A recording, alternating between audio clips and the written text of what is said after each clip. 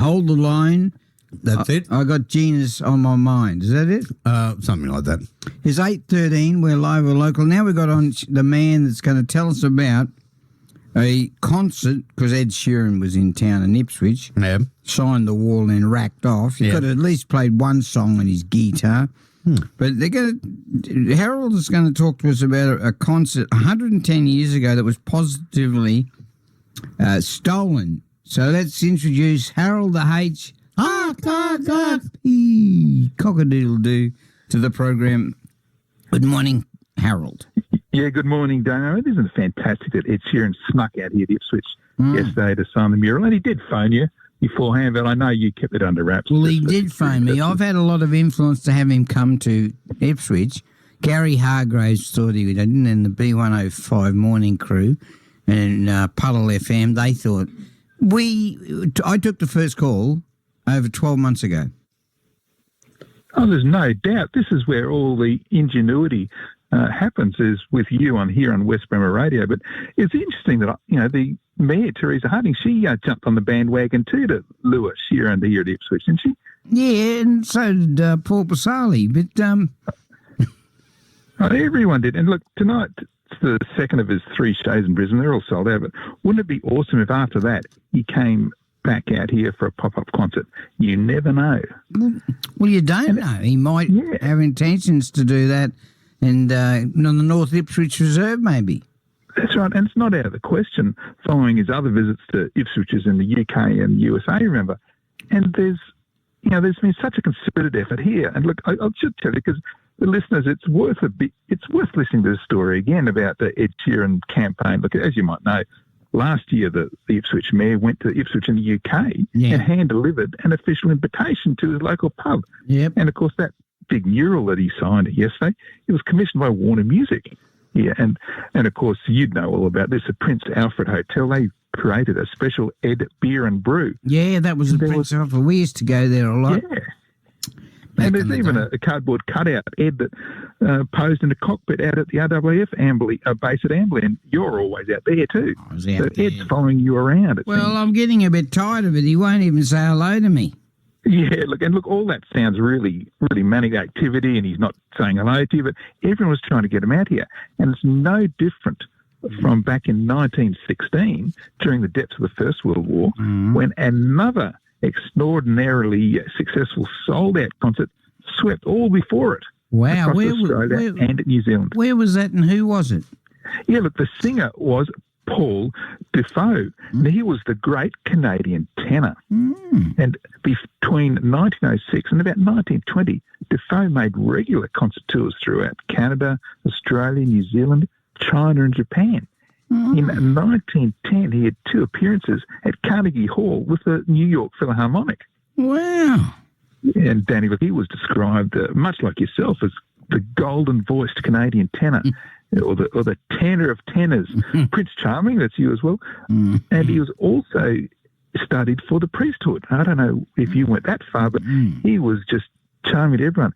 And here in Ipswich, we embraced him as the world's greatest tenor. Now, Defoe's extraordinary 1916 tour culminated with 4 sold-out concerts at His Majesty's Theatre in Brisbane and one here at the Ipswich Town Hall. Now, His Majesty's Theatre in Brisbane was built in 1888, and of course, it was originally called Her Majesty's, which became again when we got a Queen again. Exactly. But it was demolished in 1983 to make way for the Winter Garden. Yes.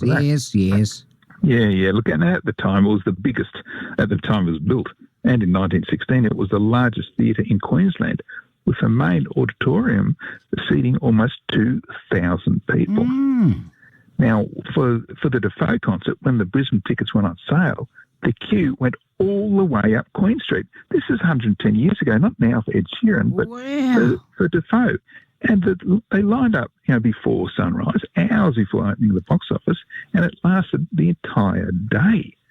Now, the Brisbane ticket sales set a new Queensland record. And at His Majesty's Theatre concerts, not only was every seat occupied, but also every legal inch of standing room. Wow. And a temporary platform was even built over the footlights of the stage so that the stage itself could take another 200 patrons. What was his name?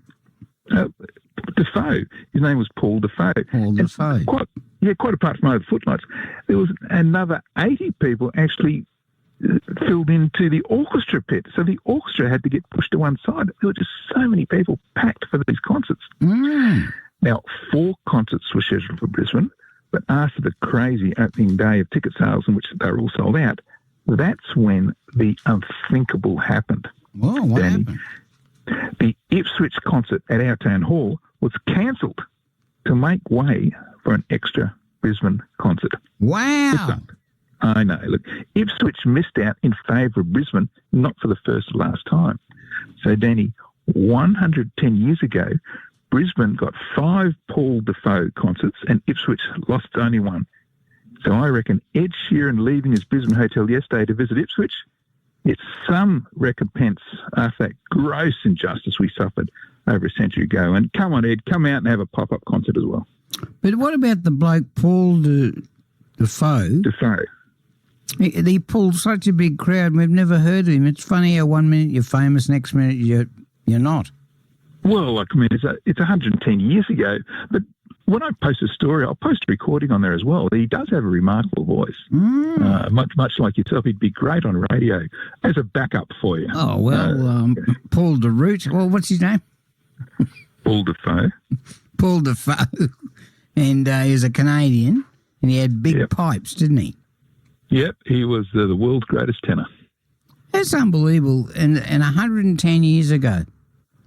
That's right. And Ipswich had a concert and Brisbane pinched it off us. So it's only right that we pinched a little bit of Ed Sheeran's time, wasn't it? It's a disgrace. It's a disgrace. All right, mate. So how can we hear and see the story? You've got so many stories about Ipswich. Yeah, there's about 284 short stories of Ipswich on my website, historyouthere.com. And I'll be posting this Paul Defoe story. And so, Ed, listen to it, put on a like there. I'll be posting that tomorrow morning, historyouthere.com. There he is, the interesting and informative history broadcaster of West Bremer Radio at 8:20, historyouthere.com.